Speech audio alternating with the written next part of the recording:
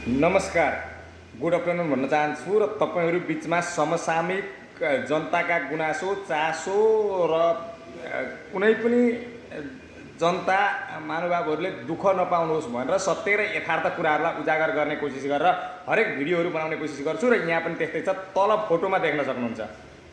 यो भनेको पूर्व मोरङको खोर्साने चोक, सुन्दर हैजा नगरपालिकाको खोर्साने चोक हो। अहिले यहाँ पूर्व पश्चिम एसियन हाइवे निर्माणको लागि चाहिँ बाटो चारैतिर भत्काइएको छ। यो खोर्साने चोक यहाँबाट तपाईको चाहिँ पूर्व पश्चिम हाइवे पनि सञ्चालन भएको छ भने तपाईको यहाँबाट बीचबाट बाटो तपाईको धनकुटा राजारानी सिंहदेवी केराबारी सिंहदेवी हुँदै धनकुटा राजारानीसम्म जाने बाटो टु विराटनगर ठोकिने क्रस बाटो पनि यही छ, यही चोकमा।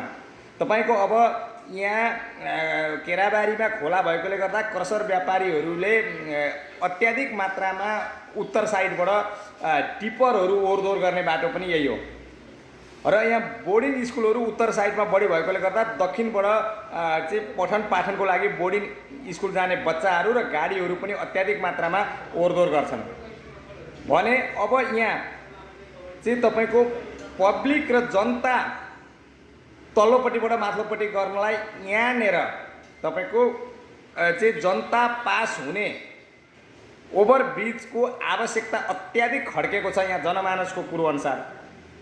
नभए पनि तपाईको पास आउट जनता पास आउट हुने खालको चाहिँ यहाँ विकल्प हुनु पर्यो। एसियन हाइवे बनाइदिने अनि तपाईको चोकको तल्लो चोकको माथिल्लो चोकतिर मान्छे ओहोरदोहोर गर्ने कसरी र यहाँ दुर्घटना निम्त्यो भने त्यसको जवाबदेही हुनेको, किनकि ओहोरदोहोर गर्ने गाडी ओहोरदोहोर गर्ने र मान्छे ओहोरदोहोर गर्ने चाहिँ अत्याधिक भिडभाड हुने क्षेत्र सुन्दर हैजाको खोर्साने चोकमा चाहिँ कुनै वास्ता स्थानीय निकायले मिल्छ भने किन वास्ता नगरेको। यही विराट चोकमा दुईटा ओभरब्रिज बन्दैछ।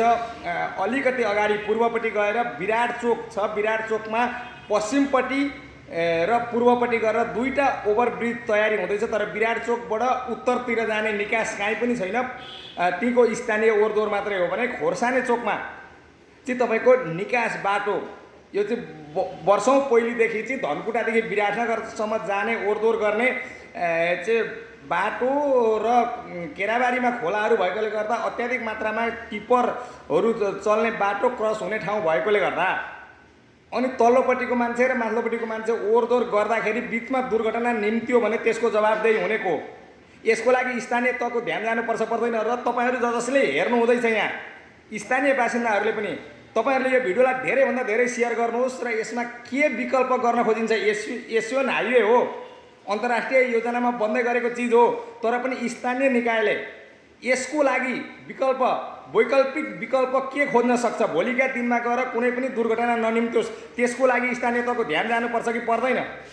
विराट चोक र खोर्साने चोक जुन चाहिँ एउटा चाहिँ नगरको नेतृत्व गर्ने व्यक्ति भइसकेपछि कुन चोकमा कहाँ के हुँदैछ भन्ने कुरो नगरले ध्यान दिनुपर्छ कि पर्दैन र यो आवत तपाईँ हामीले त्यहाँसम्म पुर्याउनु पर्छ कि पर्दैन। किनकि खोर्साने चोक जस्तो भिडभाड क्षेत्र र गाडी तलमाथि गर्ने बाटो चाहिँ एउटा निकास भएको बाटो जस्तो ठाउँमा चाहिँ 6 लेन 8 लेनको बाटो बन्दैछ तर पास आउट केही पनि छैन भने उँधो उँभोका मान्छे उँधो उँभो कसरी गर्ने।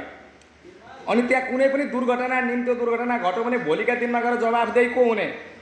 त्यसैले गर्दा खोर्साने चोकमा यथाशीघ्र पास आउटको चाहिँ पहल हुनुपर्छ।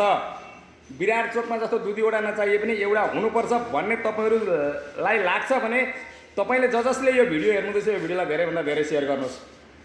हामी स्थानीय तहमा यो कुरो उठाउने पनि छौँ र माथिसम्म पहल पनि गर्नेछौँ र तपाईँहरूले पनि यो सामाजिक सञ्जालको यो भिडियोबाट दबाब दिनुहोस् कि यस्ता ठाउँहरूमा बाटो बन्नुभन्दा अगाडि नै आवाज उठाएर यसको चाहिँ दुर्घटना हुनबाट न्यूनीकरण गर्नको लागि पास आउट जनतालाई चाहिँ पास आउट कसरी तलतिरको मान्छे माथितिर गर्न सकिन्छ, यो चोकको भिडभाडलाई भोलिका दिनमा गएर दुर्घटना नहोस् भनेर के विकल्प गर्न सकिन्छ त्यसको लागि यथाशीघ्र यतिखेर न्यूनीकरण होस् भन्ने चाहना हुने साथीहरू तपाईँहरू सम्पूर्णले यो भिडियो हेर्नुहुँदैछ भने सेयर गर्नुहोस् त, भिडियो सेयर गर्नुहोस्।